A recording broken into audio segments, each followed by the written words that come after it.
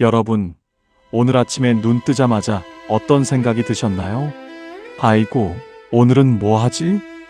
또 하루가 지겹네 하며 한숨부터 나오셨나요?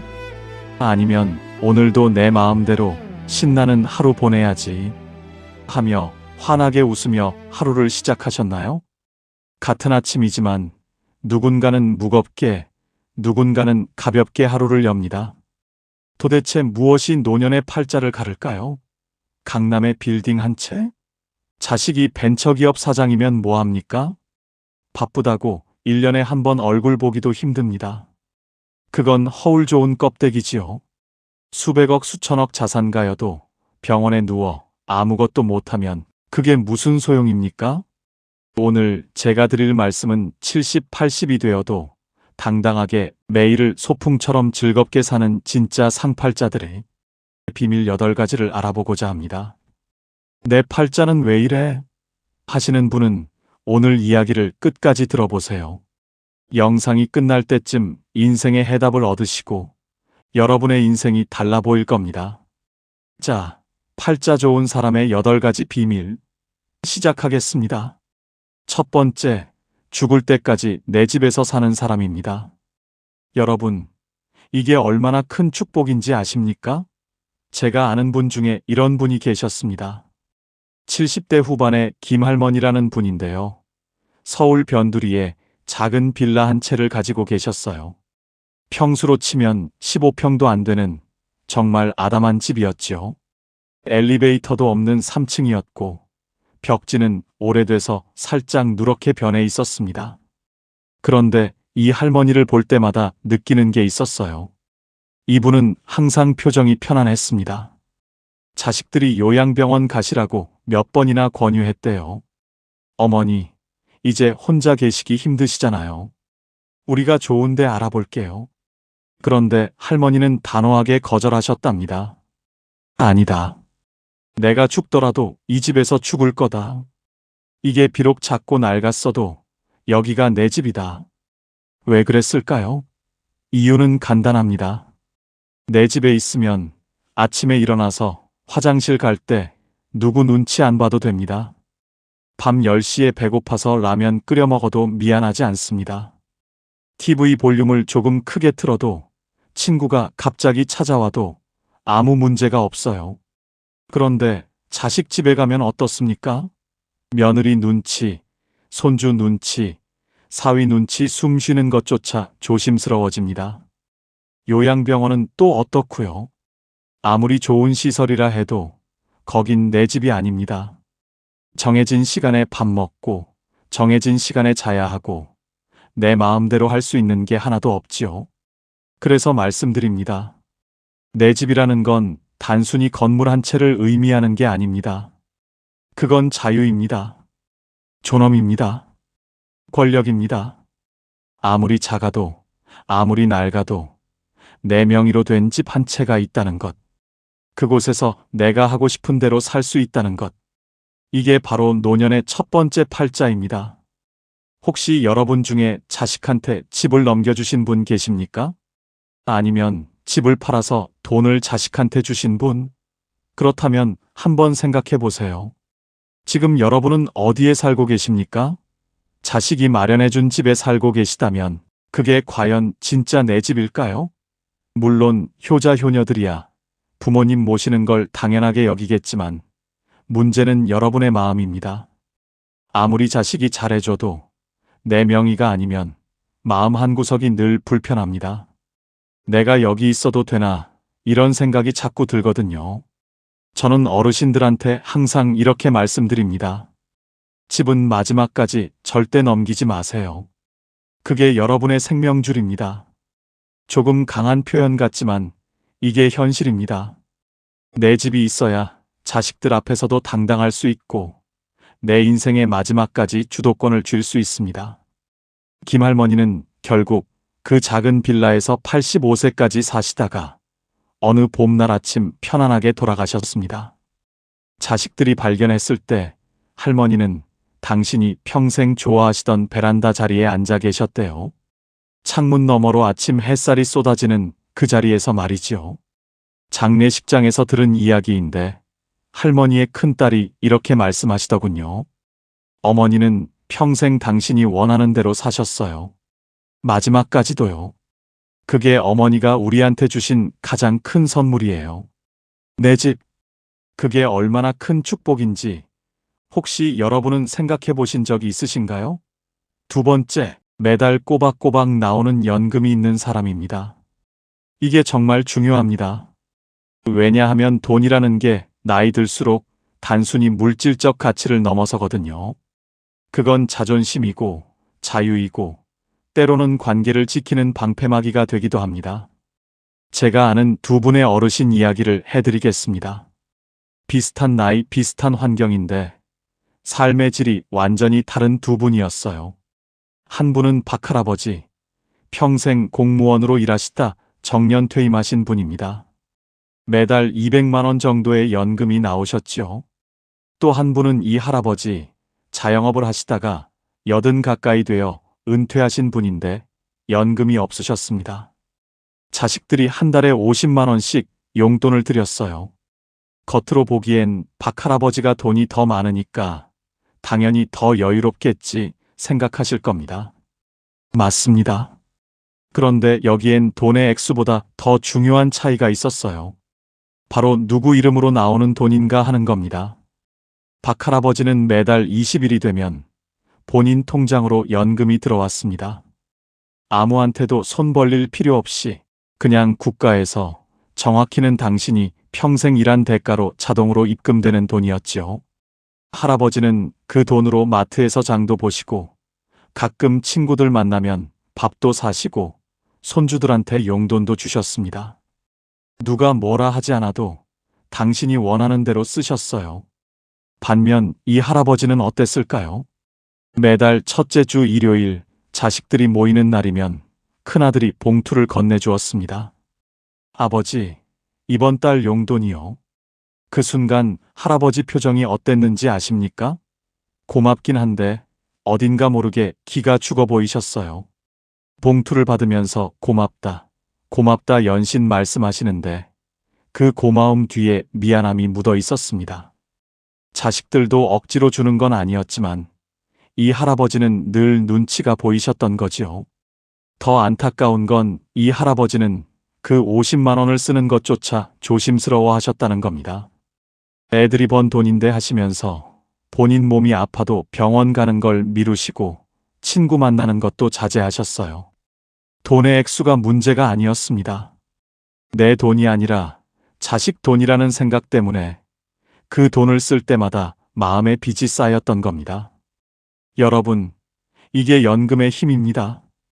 연금은 단순히 생활비가 아닙니다. 그건 노년의 자존심을 지켜주는 강력한 무기예요.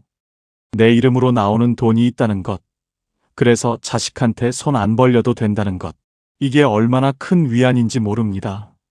그래도 자식이 효자인데 뭐 어때요? 자식한테 받으면 되지. 이렇게 생각하실 수도 있습니다. 물론 그럴 수도 있지요. 하지만 말입니다. 아무리 효자라도 그 돈을 받을 때마다 부모 마음 한구석은 불편합니다. 사람이란 게 원래 그렇습니다. 베푸는 사람보다 받는 사람이 더 마음이 무겁거든요. 특히 나이 들면 자식한테 짐이 되고 싶지 않은 게 부모 마음 아니겠습니까? 그래서 제가 감히 말씀드립니다. 여러분이 지금 50대, 60대 초반이시라면 연금 준비를 꼭 하세요. 국민연금이든 개인연금이든 뭐든 상관없습니다. 중요한 건 매달 자동으로 나오는 돈을 만들어 놓는 겁니다. 그게 80대의 여러분을 지켜줄 겁니다. 그리고 이미 70대, 80대가 되신 분들, 혹시 지금 자식들한테 용돈 받고 계신가요?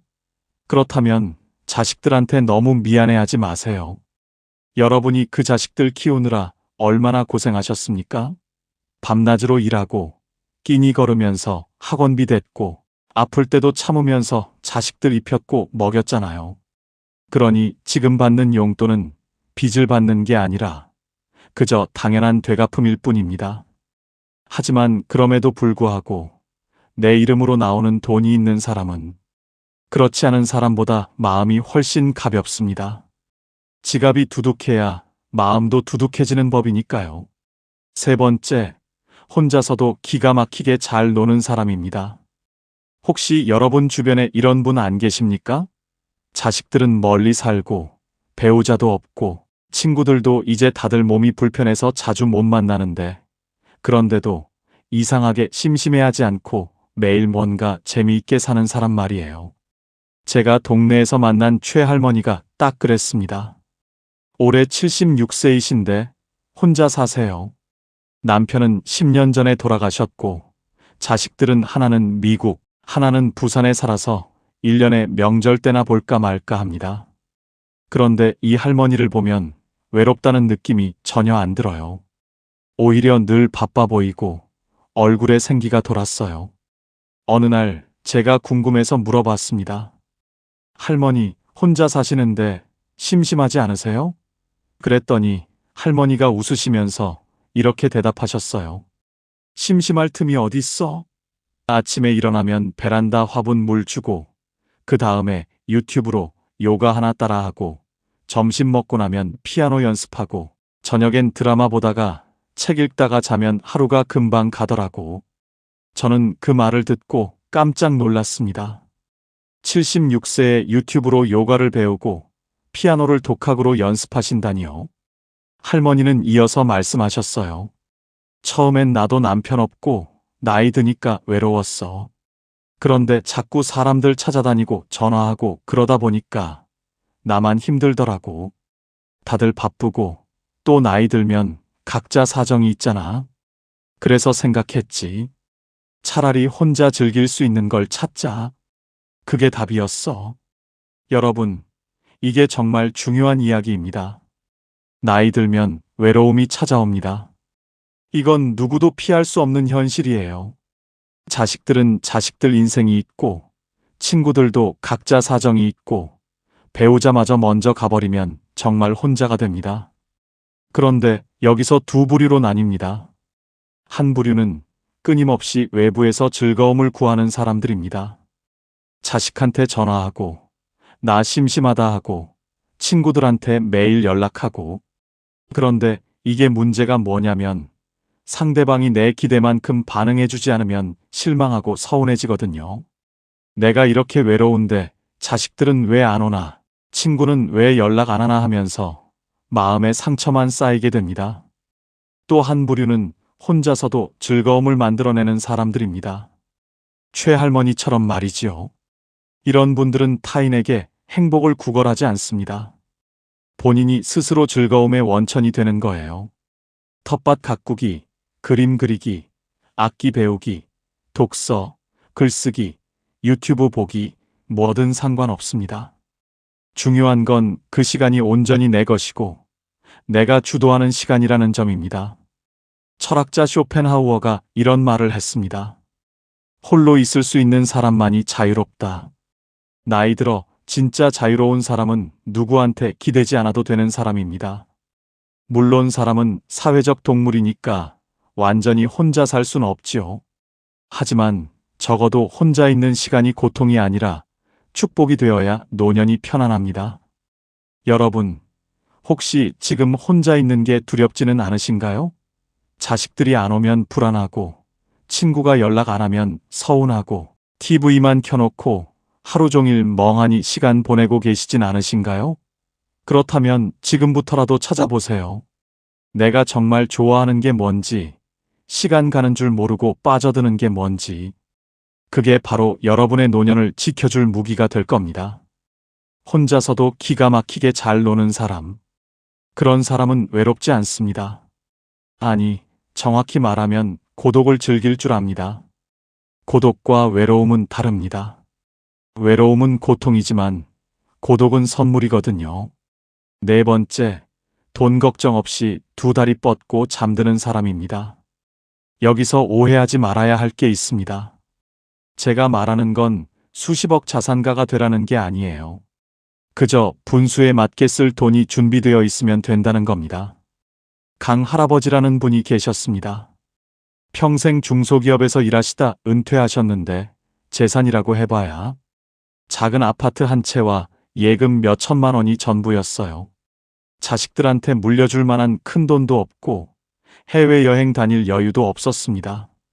하지만 이 할아버지는 늘 마음이 편안해 보이셨어요. 제가 어느 날 여쭤봤습니다. 할아버지, 노후 준비 잘하신 것 같아요. 그랬더니 할아버지가 이렇게 말씀하셨습니다. 잘하긴. 나 별로 가진 거 없어. 그냥 내일 먹을 쌀 걱정 안 하고 아프면 병원 갈 돈 있고 가끔 손주들 용돈 줄 수 있으면 그걸로 됐지 뭐. 욕심 안 내면 사는 게 별로 안 힘들더라고. 여러분, 이게 핵심입니다. 노후에 필요한 돈은 생각보다 많지 않습니다. 물론 병원비, 생활비, 여가비 이런 것들이 필요하긴 하지만 가장 중요한 건 마음의 안정이에요.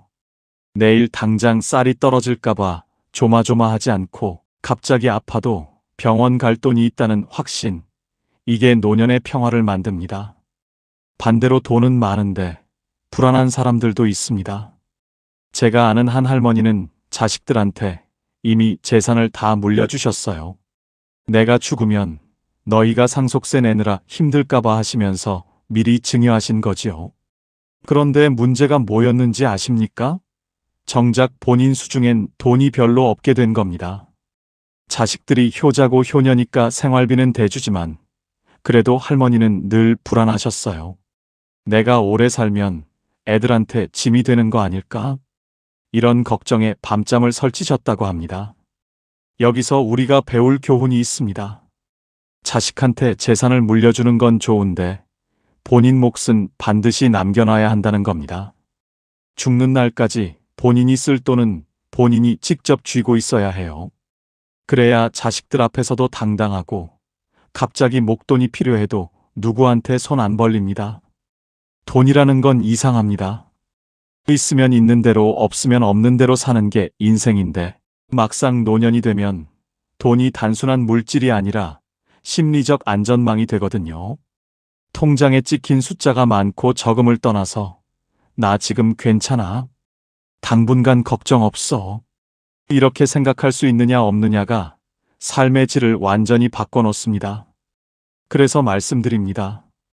여러분이 지금 60대, 70대 초반이시라면 자식한테 미리 다 주지 마세요.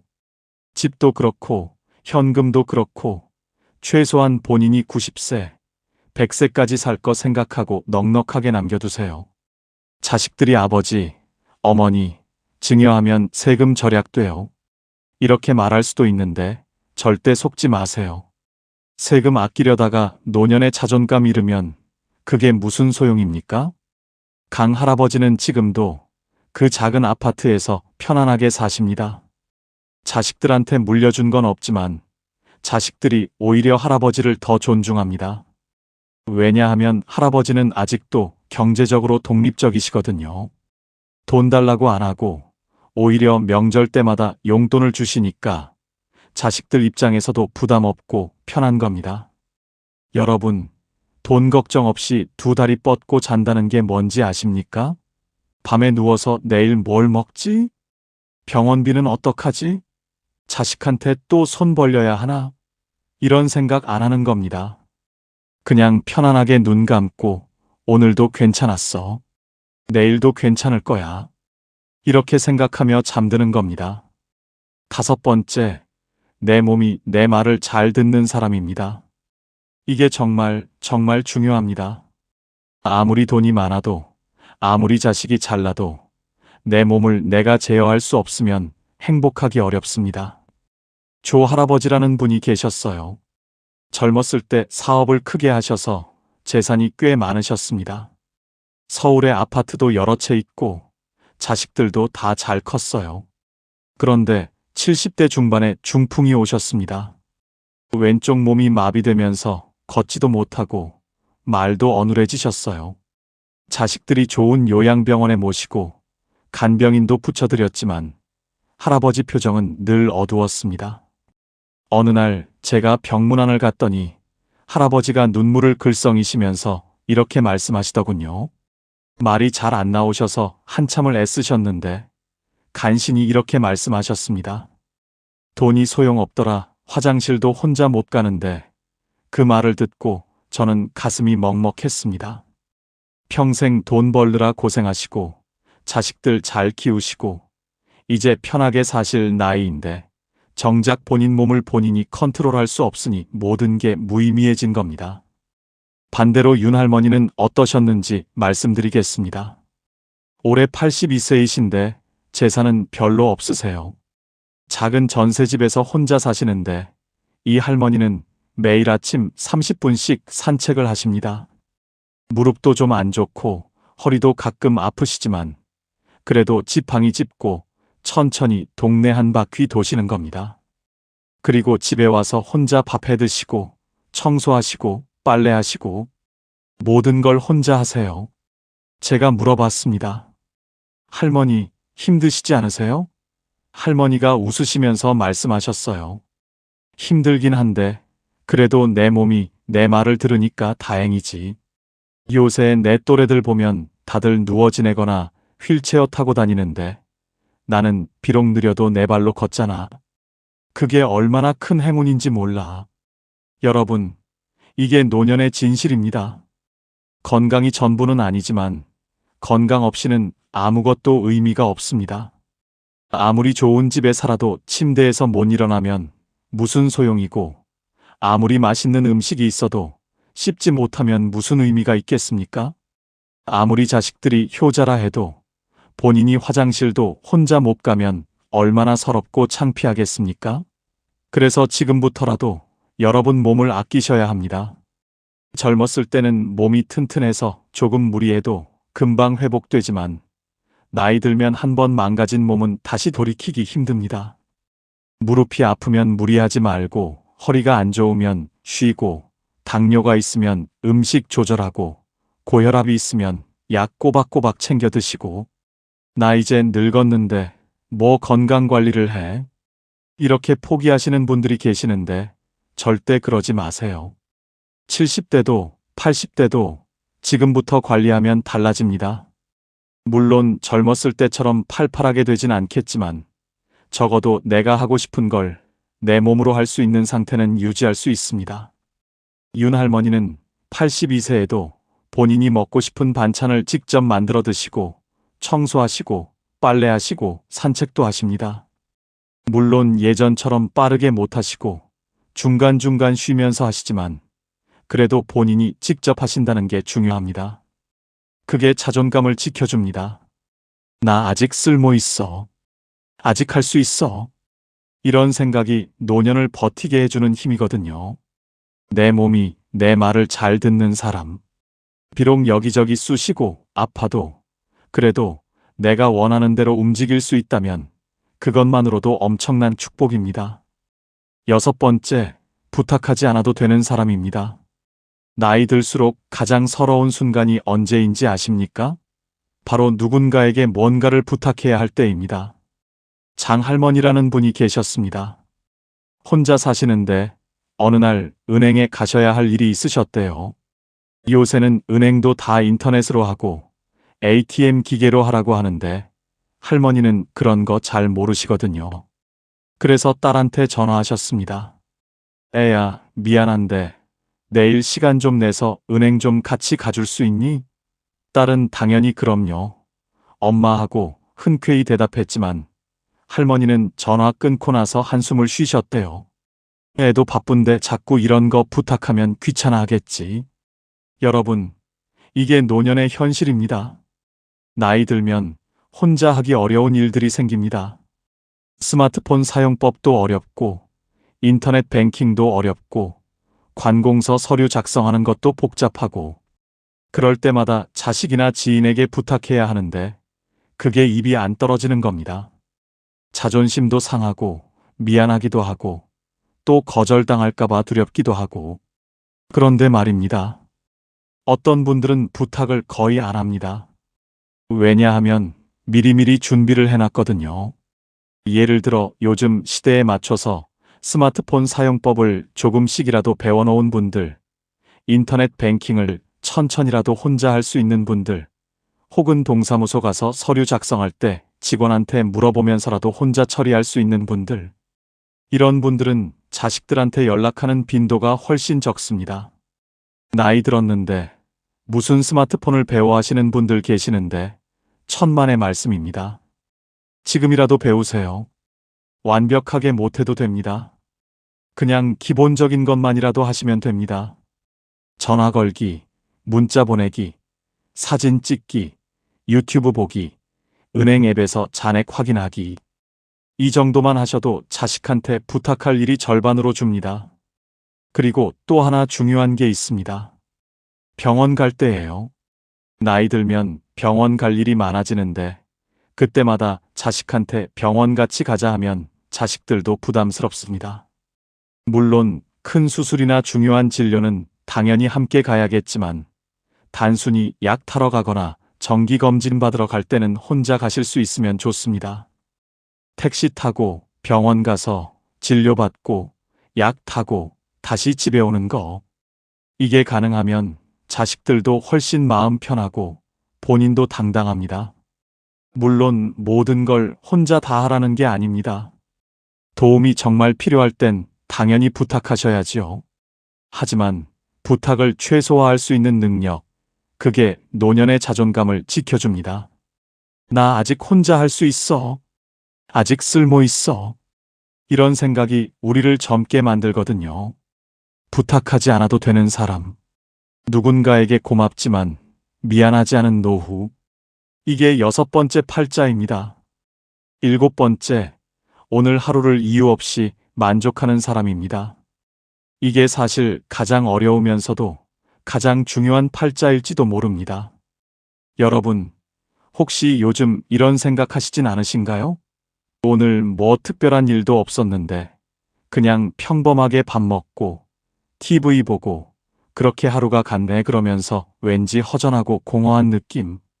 뭔가 의미 있는 일을 해야 할 것 같은데 막상 하루를 돌아보면 별로 한 게 없는 것 같고 이런 마음 말입니다. 그런데 정할아버지는 다르셨습니다. 올해 78세이신데 이분은 특별한 취미도 없고 큰 계획도 없으세요. 그냥 아침에 일어나서 세수하고 아침 먹고 동네 한 바퀴 걷고 점심 먹고 낮잠 자고 저녁 먹고 TV 보다가 책 조금 읽고 주무세요. 매일 똑같은 일상입니다. 제가 물어봤습니다. 할아버지, 매일 똑같은데 심심하지 않으세요? 할아버지가 웃으시면서 이렇게 대답하셨어요. 심심하긴. 근데 있잖아. 나 이 나이까지 살면서 깨달은 게 하나 있어. 특별한 일이 없다는 게 얼마나 큰 행운인지. 아프지 않고, 배고프지 않고, 추위에 떨지 않고, 그냥 평범하게 하루를 보낼 수 있다는 게 사실은 기적이더라고. 여러분, 이게 정말 중요한 깨달음입니다. 우리는 평생을 뭔가 특별한 것을 추구하며 살아왔습니다. 더 좋은 직장, 더 큰 집, 더 많은 돈, 자식들의 성공. 늘 무언가를 향해 달려왔죠. 그런데 나이 들면 이제 더 이상 추구할 게 별로 없어집니다. 직장도 은퇴했고, 집도 정해졌고, 자식들도 다 컸고. 그러니까 갑자기 허전해지는 겁니다. 이제 뭘 하며 살지? 하지만 정할아버지는 다른 관점을 가지고 계셨습니다. 뭘 하며 사나가 아니라 살아있다는 것 자체에 감사하신 거예요. 아침에 눈 떠서 따뜻한 물로 세수할 수 있고, 밥을 씹어 먹을 수 있고, 동네를 걸을 수 있고, 햇볕을 쬐을 수 있고, 밤에 편안하게 잠들 수 있는 것. 이게 다 특별한 일이라고 생각하신 겁니다. 조선시대 학자 정양용 선생이 이런 말씀을 하셨습니다. 평범한 하루가 쌓여 비범한 인생이 된다. 매일 특별한 일이 있어야 행복한 게 아니라 평범한 하루를 감사히 받아들일 수 있는 마음이 진짜 행복이라는 뜻이겠지요. 그래서 말씀드립니다. 여러분, 오늘 하루 특별한 일 없으셨나요? 그럼 그게 오히려 감사한 일입니다. 큰 사고 없었고, 큰 병 걸리지 않았고, 자식들한테 나쁜 소식 없었고, 그냥 조용히 하루가 지나갔다면 그게 바로 축복입니다. 기대가 크지 않으니까 실망도 적고, 욕심이 적으니까 마음이 가볍고, 그렇게 살다 보면 늙을수록 더 편안해집니다. 과거에 그때 내가 이렇게 했으면 저 사람은 좋겠다. 나는 왜 이 모양인가 이런 생각들 이제 내려놓으세요. 그런 생각들이 우리를 늙게 만듭니다. 비교하고 후회하고 부러워하는 그 순간 우리는 지금 이 순간을 놓치게 됩니다. 그리고 지금 이 순간이 사실은 가장 소중한 건데 말이죠. 오늘 하루를 이유 없이 만족하는 사람. 특별한 이벤트 없어도 따뜻한 밥 한 끼, 햇볕 드는 오후, 조용한 밤이면 오늘도 괜찮다고 말할 수 있는 사람입니다. 마지막 8번째, 정리할 줄 아는 사람입니다. 이건 좀 냉정하게 들릴 수도 있는데 사실은 매우 중요한 이야기입니다. 홍 할머니라는 분이 계셨습니다. 이분은 평생 친구 관계를 매우 소중히 여기신 분이었어요. 젊었을 때부터 친구들과 자주 만나고 연락하고 모임도 열심히 참석하셨죠.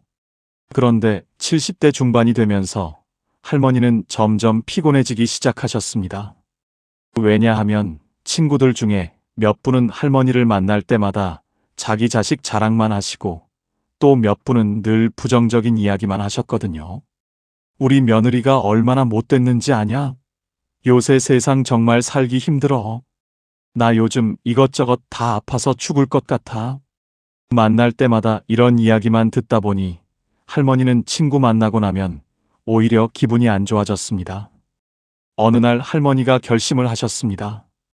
이제 나도 나이 들었는데 힘든 관계까지 억지로 유지할 필요 없겠다. 그래서 조용히 서서히 연락을 줄이기 시작하셨어요. 먼저 전화 안 하고 모임 참석도 빼기 시작하고 처음엔 좀 미안하고 불안하셨대요. 내가 너무 이기적인 건가? 친구들이 서운해하면 어떡하지? 그런데 시간이 지나니까 오히려 마음이 편해지더랍니다. 지금 할머니는 진짜 편한 친구 2~3명하고만 연락하며 지내십니다.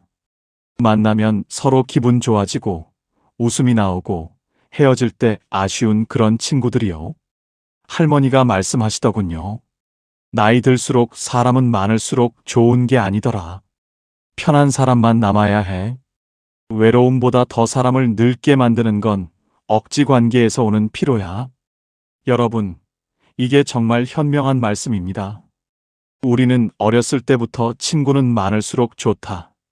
인간관계가 중요하다 이런 말을 들으며 자랐습니다. 물론 틀린 말은 아니에요. 하지만 나이 들면 이야기가 달라집니다. 체력도 떨어지고 시간도 한정되어 있는데 굳이 불편한 관계까지 유지하면서 스트레스 받을 필요가 없는 겁니다. 불편한 관계란 무엇일까요? 만나고 나면 기분이 안 좋아지는 사람, 늘 나한테 뭔가를 요구하는 사람, 내 이야기는 안 듣고 자기 이야기만 하는 사람, 나를 깎아내리거나 비교하는 사람. 이런 사람들은 과감히 정리하셔야 합니다. 나이 들어서까지 그런 사람들한테 에너지 쏟을 여유가 없습니다. 그래도 오랜 친구인데 어떻게 그렇게 하냐 하실 수도 있습니다. 물론 오랜 인연이 소중하긴 하지요. 하지만 여러분, 오래 안다고 해서 꼭 좋은 관계는 아닙니다. 오히려 오래된 관계일수록 서로 습관적으로 상처 주고받는 경우도 많거든요.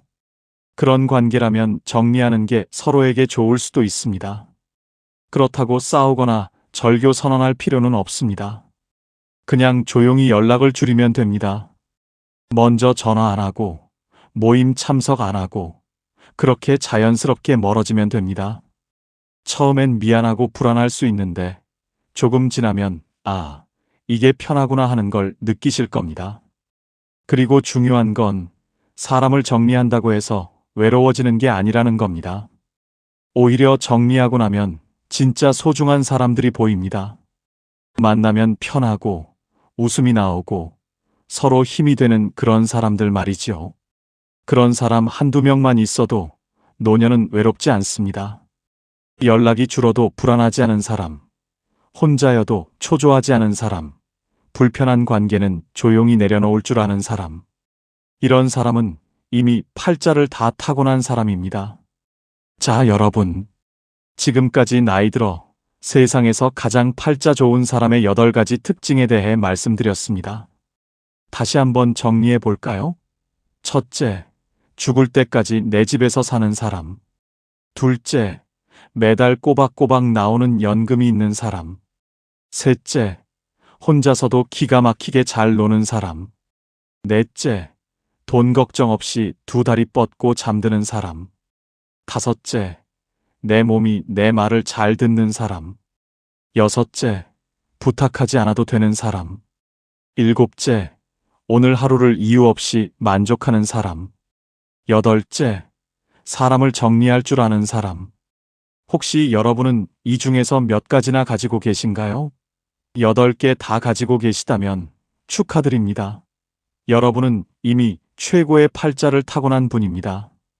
4개나 5개 정도 가지고 계시다면 그것도 충분히 훌륭합니다.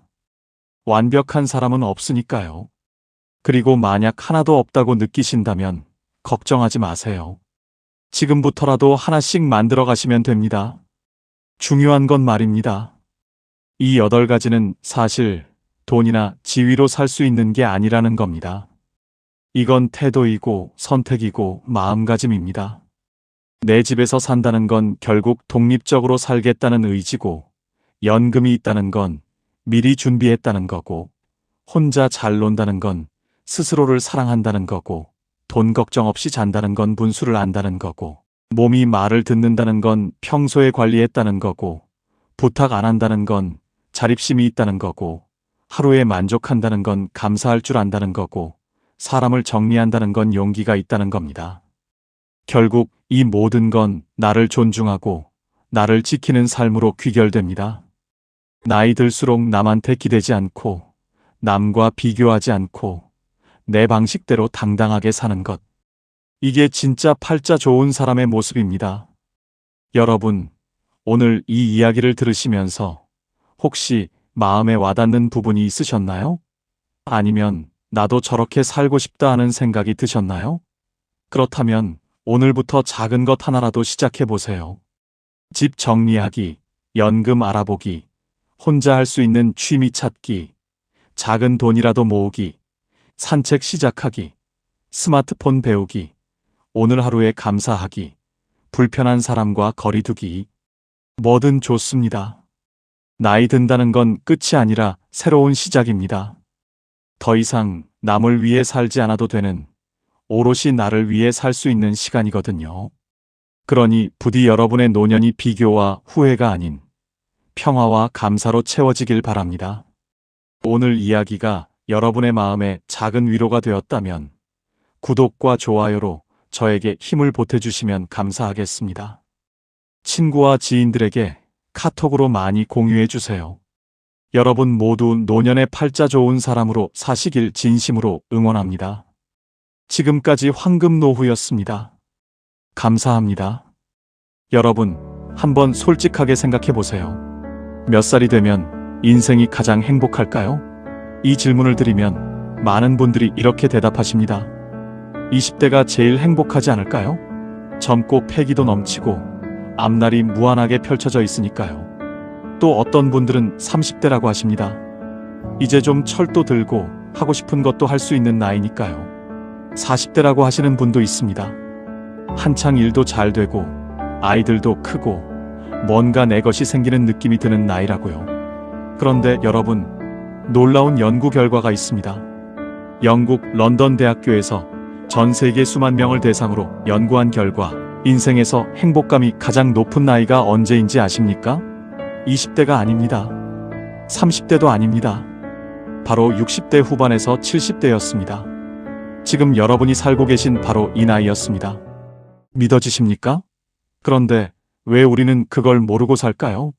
왜 이 나이가 되면 오히려 더 작아지고 더 조용해지고 마치 세상에서 조금씩 밀려나는 것 같은 느낌이 들까요? 그 이유가 있습니다. 그리고 오늘 그 해답을 함께 찾아보겠습니다. 60대 이후라면 오늘 이 영상 반드시 끝까지 보셔야 합니다. 이 채널이 처음이신 분들은 구독과 좋아요 눌러주시고, 지금 보고 계신 여러분이 사시는 지역과 숫자 2를 댓글에 남겨주세요. 여러분의 한 줄이 이 채널을 살아있게 합니다. 자, 지금 이야기 시작합니다. 그런데 현실은 어떻습니까? 어느 날 갑자기 집이 너무 조용해집니다. 자식은 떠났고, 출근도 끝났고, 남은 건 생각보다 너무 긴 하루입니다. 아침에 눈을 떠도 서두를 이유가 없고, 밥을 차려도 같이 먹을 사람이 없고, 텔레비전을 켜도 왠지 그 소리가 집을 더 비어있게 만드는 것 같은 그 느낌. 혹시 지금 이 말이 남의 이야기처럼 들리지 않으신가요? 서울 마포구에 사시는 김순자 어르신, 올해 66이십니다.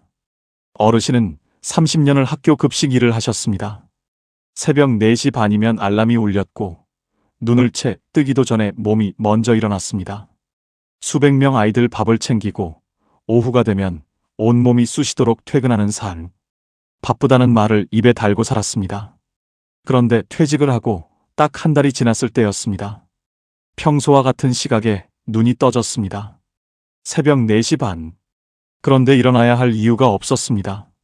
어르신은 천장을 바라보다가 그 자리에서 갑자기 눈물이 흘렀다고 합니다. 왜 우는지도 몰랐습니다. 그냥 흘렀습니다. 나는 이제 뭘 해야 하지? 그 질문이 너무 낯설고 너무 무서웠다고 하십니다. 평생 해야 할 일이 넘쳐났는데 처음으로 아무것도 해야 할 일이 없는 아침이었습니다. 그게 해방이 아니라 오히려 길을 잃은 것처럼 느껴졌다고 하십니다. 이 어르신만의 이야기가 아닙니다.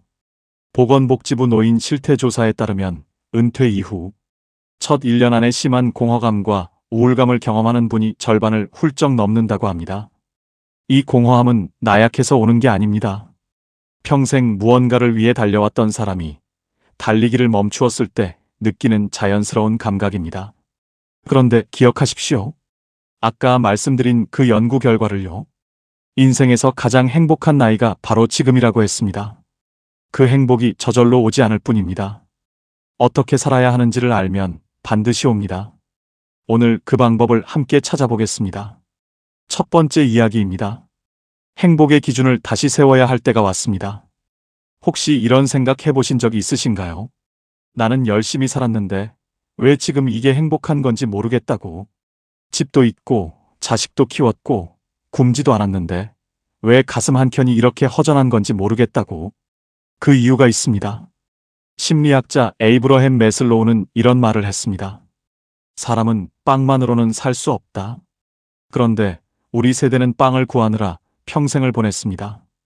굶지 않기 위해, 자식 굶기지 않기 위해 허리가 휘도록 일했습니다. 그건 틀린 삶이 아니었습니다. 그 시절엔 그게 맞는 삶이었습니다. 그런데 이제 빵은 어느 정도 있습니다. 그런데 왜 아직도 허전할까요? 왜냐하면 빵 다음에 필요한 것, 즉 마음의 평안, 따뜻한 관계, 내가 살아있다는 느낌, 이것들을 채울 준비를 미처 못했기 때문입니다. 우리가 지금까지 행복이라고 믿어온 기준 자체가 사실 우리 것이 아니었을 수 있습니다. 더 큰 집, 더 좋은 차, 자식의 좋은 직장, 남들에게 인정받는 것. 이것들이 행복의 기준이었다면 그 기준은 세상이 만들어준 기준이었습니다. 내가 진짜 원하는 게 무엇인지 물어볼 겨를도 없이 우리는 그 기준을 향해 달려왔습니다. 여기서 재미있는 이야기를 하나 드리겠습니다. 미국의 한 심리학 연구팀이 사람들에게 이런 질문을 했습니다. 지금 가진 것보다 2배가 생기면 행복해질 것 같습니까? 놀랍게도 연봉 1억인 사람도, 연봉 5천만 원인 사람도, 연봉 3천만 원인 사람도 모두 똑같이 대답했습니다. 지금보다 2배만 더 있으면 행복할 것 같다고요. 이게 무슨 뜻일까요? 더 갖는다고 행복해지는 게 아니라는 겁니다. 행복의 기준을 바깥에 두는 한, 그 기준은 영원히 우리를 앞서 달아납니다. 등산을 생각해 보십시오. 산을 오를 때는 정상만 바라봅니다. 숨이 차고 다리가 아파도 일단 올라가야 한다는 생각뿐입니다. 옆에 철쭉이 피어 있어도 못 봅니다. 발밑에 맑은 계곡물이 흘러도 그냥 지나칩니다. 그런데 정상에 올랐을 때 많은 분들이 이렇게 말씀하십니다. 올라오는 길이 더 좋았는데, 그 바람 소리, 그 나무 냄새, 그게 다 좋았는데, 정작 정상에서는 사진 한 장 찍고 내려가더라고. 인생도 그렇습니다. 인생은 올라가는 것이 아니라 내려오며 즐기는 것입니다. 60대 이후는 정상을 지나 내려오는 길입니다. 그런데 이 내려오는 길이 사실은 가장 아름다운 구간입니다. 서두를 필요가 없고 옆을 볼 수 있고 발밑을 느낄 수 있습니다. 경쟁할 사람도 없고 증명할 것도 없습니다. 그냥 걸으면 됩니다. 지금 여러분의 행복 기준은 무엇인가요? 혹시 아직도 남들이 만들어 놓은 기준표를 들고 걷고 계신 건 아닌가요? 이제는 그 기준표를 내려놓으셔도 됩니다. 오늘 아침 햇살이 따뜻했다면 그게 오늘의 행복입니다. 좋아하는 음악을 들으며 동네 한 바퀴를 걸었다면 그게 오늘의 성공입니다. 그리고 오늘 밤 잠들기 전에 딱 한 가지만 해보십시오. 눈을 감고 오늘 하루 중에서 딱 한 장면만 떠올려 보십시오. 아주 작은 것이어도 됩니다. 오늘 마신 커피가 따뜻했다면 그걸로 충분합니다. 그 한 장면을 마음에 품고 주무십시오. 행복은 그 작은 연습에서 시작됩니다. 두 번째 이야기입니다. 몸이 버텨줘야 나머지가 있습니다. 충북 충주에 사시는 이재환 어르신, 올해 69이십니다. 어르신은 평생 몸이 튼튼하다고 자부하셨습니다. 젊을 때 농사도 지으셨고 막일도 하셨고 아파서 드러 누워본 기억이 없으셨습니다. 그러다 65 되던 해가을이었습니다.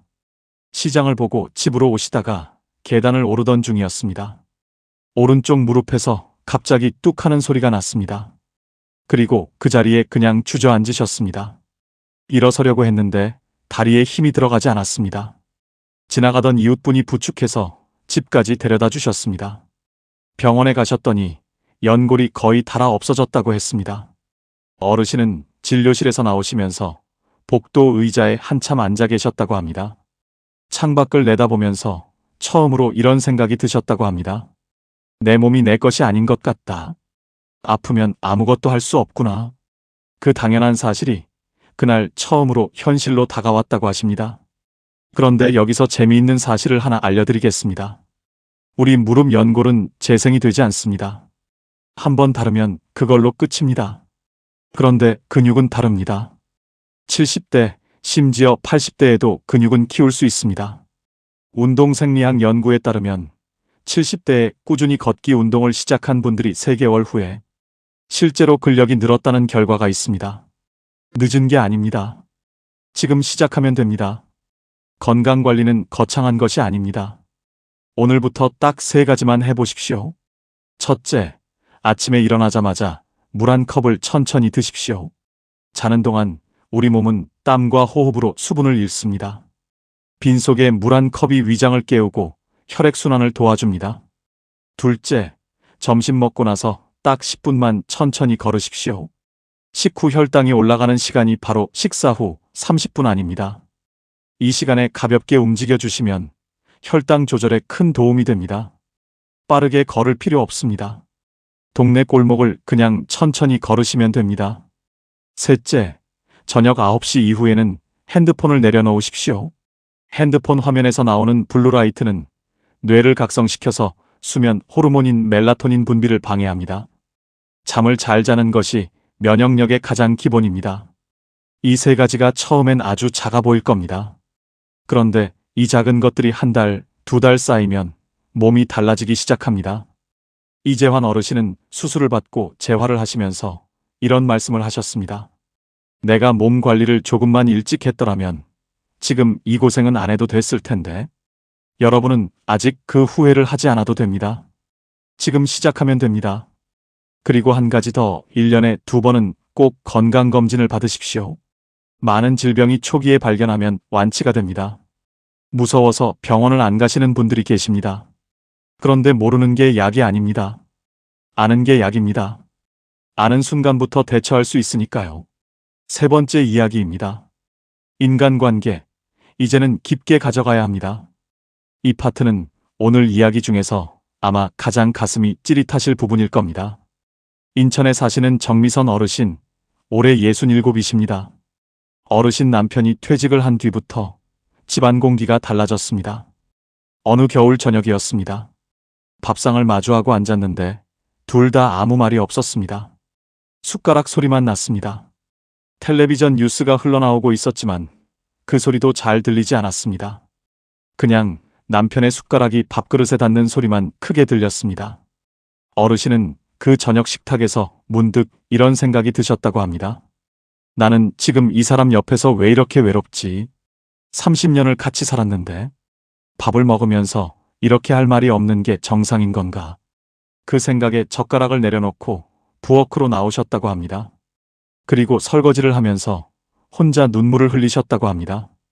가장 가까운 사람이 가장 큰 외로움을 주기도 합니다. 이건 나쁜 사람이어서가 아닙니다. 평생 각자의 역할을 하며 살아오다가 갑자기 24시간을 함께하게 되면 생기는 자연스러운 충돌입니다. 일본에서는 이것을 재미있는 말로 표현합니다. 남편이 퇴직하면 아내에게 생기는 병이라고 해서 남편 재직 스트레스 증후군이라는 말이 있습니다. 웃음이 나오지만 웃을 수만은 없는 이야기입니다. 한국가족학회 연구에 따르면 은퇴 후 부부 갈등이 가장 많이 발생하는 시기가 바로 은퇴 직후 1년에서 3년 사이라고 합니다. 그래서 부부 사이에도 각자의 시간이 필요합니다. 각자의 취미, 각자의 공간, 각자의 친구. 그게 서로를 멀리하는 게 아니라 오히려 서로를 오래 좋아할 수 있게 해주는 방법입니다. 오늘부터 딱 하나만 해보십시오. 매일 저녁 식사 후에 딱 10분, 오늘 각자 있었던 일 하나씩 이야기해 보십시오. 거창하지 않아도 됩니다. 오늘 마트에서 재미있는 일이 있었다. 오늘 길에서 예쁜 꽃을 봤다. 그 작은 대화가 쌓이면 식탁의 공기가 달라집니다. 정미선 어르신은 지금 남편과 매주 화요일 오전에 동네 뒷산을 같이 오르신다고 합니다. 처음엔 어색해서 말도 없이 그냥 걸었다고 합니다. 그런데 3달이 지나자 걸으면서 이런저런 이야기가 나오기 시작했다고 합니다. 그날 설거지하면서 혼자 울던 어르신이 지금은 남편과 산 정상에서 나란히 앉아 막걸리 한 잔씩 하신다고 합니다. 관계는 바꿀 수 있습니다. 작은 것 하나에서 시작하면 됩니다. 자녀 관계에서도 꼭 말씀드리고 싶은 게 있습니다. 자식이 어른이 된 뒤에도 조언을 멈추지 못하시는 분들이 계십니다. 그 마음은 압니다. 더 잘 됐으면 하는 마음이니까요. 그런데 딱 하나만 기억해 주십시오. 조언은 요청받았을 때만 하는 것입니다. 부탁하지 않은 조언은 아무리 좋은 말이라도 자식의 귀에는 간섭으로 들립니다. 심리학에서는 이것을 자율성 침해라고 부릅니다. 사람은 누구나 자신의 삶을 스스로 결정하고 싶어 합니다. 그 욕구가 반복적으로 막히면 그 상황 자체를 피하게 됩니다. 자식이 멀어지는 이유가 여기에 있는 경우가 많습니다.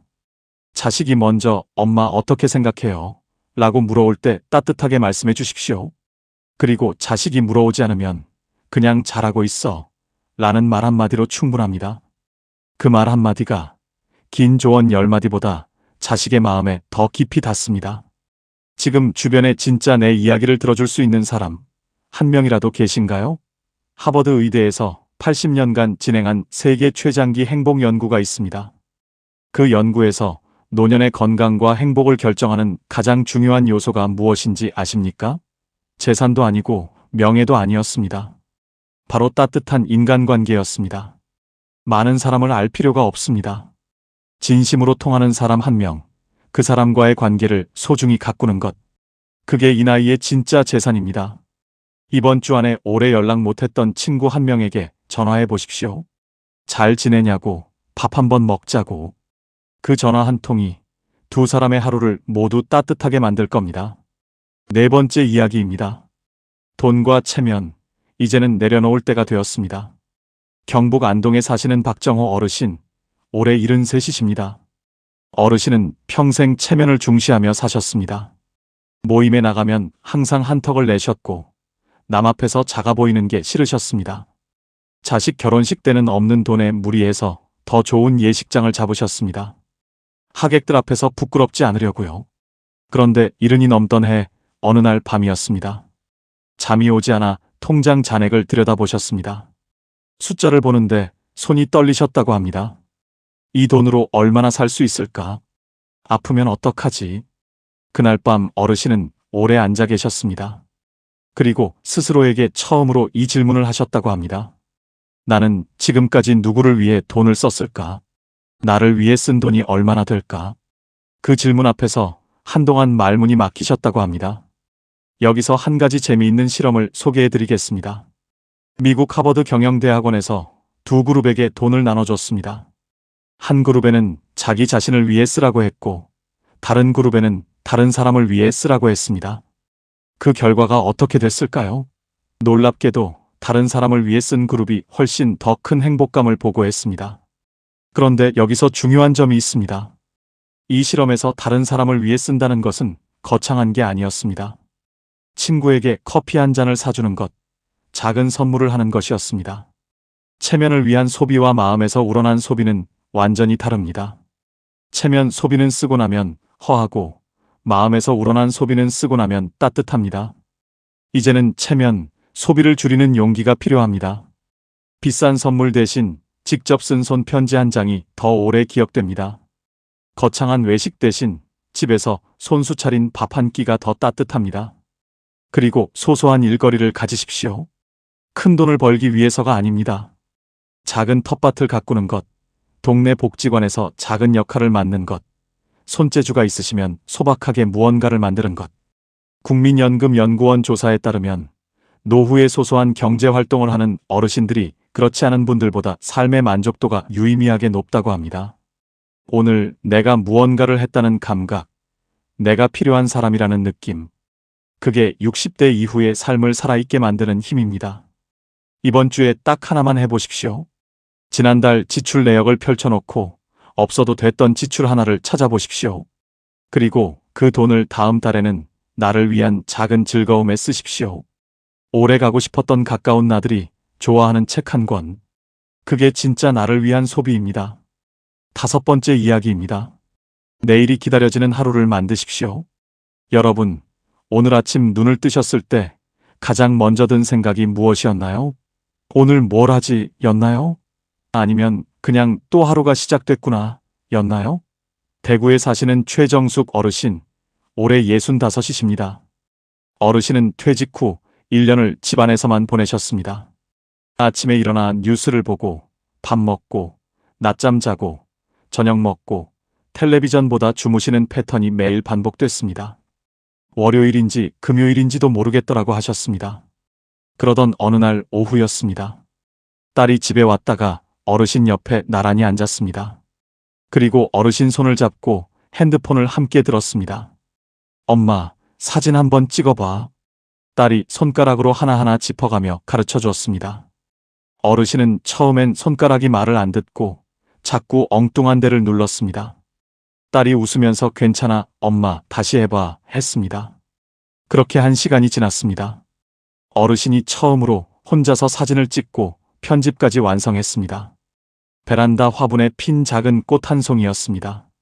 딸이 복지관 게시판에 올려드렸습니다. 다음 날 아침 핸드폰에 알림이 왔습니다. 댓글이 달렸습니다. 어르신, 사진 너무 예뻐요. 어디서 찍으셨어요? 어르신은 그 댓글을 읽고 한참 동안 핸드폰을 가슴에 안고 계셨다고 합니다. 가슴이 두근거렸다고 합니다. 65에 처음으로 느껴보는 두근거림이었습니다. 그 이후로 어르신은 매일 아침 카메라를 들고 동네를 나섭니다. 오늘은 어떤 걸 찍을까? 그 생각에 아침에 눈이 먼저 떠진다고 하십니다. 여러분, 배움에는 나이가 없습니다. 뇌과학 연구에 따르면 새로운 것을 배울 때 우리 뇌에서는 도파민이라는 행복 호르몬이 분비된다고 합니다. 이 도파민은 나이와 상관없이 분비됩니다. 즉, 65에 처음 사진을 배울 때와 25에 처음 무언가를 배울 때 뇌가 느끼는 기쁨은 같다는 겁니다. 그리고 새로운 것을 배우고 익히는 활동이 치매 예방에도 탁월한 효과가 있다는 것은 이미 수많은 연구에서 밝혀진 사실입니다. 오늘 당장 이렇게 시작하십시오. 지금 핸드폰을 드시고 동네 복지관이나 주민센터를 검색해 보십시오. 이번 달에 시작하는 프로그램이 반드시 있습니다. 서예, 노래, 사진, 원예, 건강체조, 스마트폰 활용법. 그 목록을 보시고 딱 하나를 골라서 전화 한 통 하십시오. 등록만 하셔도 됩니다. 첫날에 가시기만 해도 됩니다. 그 첫 발이 여러분의 내일을 바꿉니다. 6번째 이야기입니다. 마음을 다스리는 것이 60대 이후에 가장 중요한 공부입니다. 우리 마음 속에는 3가지 독이 있습니다. 비교, 후회, 걱정입니다. 이 3가지가 60대 이후의 삶을 가장 조용하게, 그러나 가장 깊이 갉아먹습니다. 비교는 이렇게 옵니다. 친구는 자식이 의사라는데, 저 집은 노후 준비를 잘 해놨다는데, 나는 왜? 그 생각이 시작되는 순간, 지금 내 삶이 가진 것들이 전부 사라져버립니다. 있는 것이 보이지 않고 없는 것만 보이게 됩니다. 여기서 재미있는 비유를 하나 드리겠습니다. 우리가 스마트폰 배터리를 충전할 때 충전 중에 자꾸 다른 앱을 열면 어떻게 됩니까? 충전이 되다 말고 결국 배터리가 더 빨리 닳아버립니다. 비교도 마찬가지입니다. 내 안에 채워야 할 에너지가 있는데 자꾸 남의 화면을 들여다보면 내 배터리만 빨리 닳습니다. 후회는 더 깊은 곳에서 옵니다. 그때 그 선택을 했더라면, 그때 그 말을 하지 않았더라면. 그런데 과거는 바꿀 수 없습니다. 아무리 후회해도 그 시간은 되돌아오지 않습니다. 법구경에 이런 가르침이 있습니다. 어리석은 자는 지나간 것을 붙잡고 울고, 지혜로운 자는 지금 이 순간을 산다고 했습니다. 걱정은 또 어떻습니까? 나중에 아프면 어떡하지? 돈이 떨어지면 어떡하지? 심리학 연구에 따르면 우리가 걱정하는 일의 85%는 실제로 일어나지 않는다고 합니다. 그리고 실제로 일어난 15% 중에서도 대부분은 우리가 생각했던 것보다 훨씬 잘 해결됐다고 합니다. 결국 걱정의 대부분은 현실이 아니라 머릿속에서 만들어진 영화인 셈입니다. 그 영화를 하루 종일 틀어놓고 있으면 정작 눈앞에 오늘이 사라져버립니다. 다산 정약용 선생은 18년의 유배 생활 중에 이런 글을 남기셨습니다. 내가 할 수 없는 것에 마음을 두는 것은 스스로를 갉아먹는 일이다. 지금 내가 할 수 있는 것에 집중하라. 가장 혹독한 상황 속에서도 그 마음 하나로 수백 권의 책을 쓰셨습니다. 지금부터 딱 한 가지만 시작해 보십시오. 오늘 밤 잠들기 전에 핸드폰 메모장을 여십시오. 그리고 딱 3가지만 적으십시오. 첫째, 오늘 먹은 것 중에 맛있었던 것 하나. 둘째, 오늘 보거나 들은 것 중에 좋았던 것 하나. 셋째, 오늘 고마웠던 사람 이름 하나. 그게 전부입니다. 3분이면 됩니다. 미국 캘리포니아 대학교 연구에 따르면 감사일기를 꾸준히 쓴 그룹이 그렇지 않은 그룹보다 삶의 만족도가 25% 높았고 수면의 질도 개선됐으며 병원을 찾는 횟수도 줄었다고 합니다. 이걸 한 달만 계속하시면 세상이 조금 다르게 보이기 시작합니다. 좋은 것을 찾으려는 눈이 생기고 그 눈이 생기면 하루하루가 달라집니다. 그리고 이것만은 꼭 말씀드리고 싶습니다. 자신에게 너무 가혹하게 굴지 마십시오. 살아오면서 잘못한 것이 있어도 부족했던 것이 있어도 그게 여러분의 전부가 아닙니다. 여러분은 그 힘든 세월을 버텨오신 분입니다. 가난도 이겨냈고 상실도 이겨냈고 외로움도 삼키며 여기까지 오셨습니다. 오늘 하루가 끝날 때 거울 앞에 서서 딱 한마디만 해보십시오. 나는 잘 살아왔다. 처음엔 믿어지지 않을 수 있습니다. 그래도 매일 말씀해 주십시오. 마음은 결국 자신이 반복해서 듣는 말을 믿기 시작합니다. 이제 마무리를 할 시간입니다. 오늘 우리는 6가지 이야기를 함께 나눴습니다. 그리고 각각 아주 작은 숙제를 드렸습니다. 오늘 밤 잠들기 전에 오늘 하루의 좋은 장면 하나를 떠올리는 것. 아침에 물 한 컵, 점심 후 10분 걷기, 저녁 9시 핸드폰 내려놓기, 이번 주 오래 연락 못했던 친구에게 전화 한 통, 지출 내역에서 나를 위한 소비 하나 찾기, 동네 복지관 프로그램 하나 등록하기, 오늘 밤 감사일기 3줄, 그리고 거울 앞에서 나는 잘 살아왔다 한마디. 이 중에 딱 하나만 오늘 하십시오. 하나만요. 한꺼번에 다 하려고 하시면 아무것도 안 됩니다. 딱 하나, 가장 쉬운 것부터 시작하십시오. 그게 쌓이면 한 달 뒤에 여러분은 달라져 있습니다. 그리고 기억하십시오. 처음에 드린 질문 기억하시죠? 몇 살이 가장 행복할까요? 연구 결과가 말합니다. 바로 지금 이 나이입니다. 그 행복은 저절로 주어지는 게 아닙니다.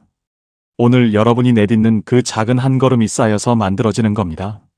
그리고 오늘 이 영상을 끝까지 보신 여러분은 이미 그 첫 걸음을 내디드셨습니다. 여러분, 60대 이후는 끝이 아닙니다. 지금부터가 진짜 내 인생입니다. 평생 남을 위해 사셨습니다. 자식을 위해, 가족을 위해, 직장을 위해. 이제는 나를 위해 사셔도 됩니다. 그게 이기적인 게 아닙니다. 자신을 먼저 채워야 주변 사람들에게도 따뜻함을 나눌 수 있습니다. 빈 그릇으로는 아무것도 담아줄 수 없으니까요. 여러분 안에는 아직 피우지 못한 꽃이 있습니다. 아직 가보지 못한 길이 있습니다. 아직 만나지 못한 기쁨이 있습니다. 늦지 않았습니다. 오늘 저녁 따뜻한 차 한 잔을 끓이십시오. 창가에 앉아서 그 온기를 두 손으로 감싸 주십시오. 그리고 조용히 이 말을 마음속으로 되뇌어 보십시오. 나는 충분히 괜찮은 사람이다. 나는 잘 살아왔다. 지금부터가 진짜 내 인생이다. 그 차 한 잔의 온기가 오늘 여러분의 새로운 시작입니다. 여러분의 봄은 지금 이 순간 시작되고 있습니다. 오늘도 끝까지 함께 해주셔서 진심으로 감사드립니다. 지금까지 황금노후였습니다.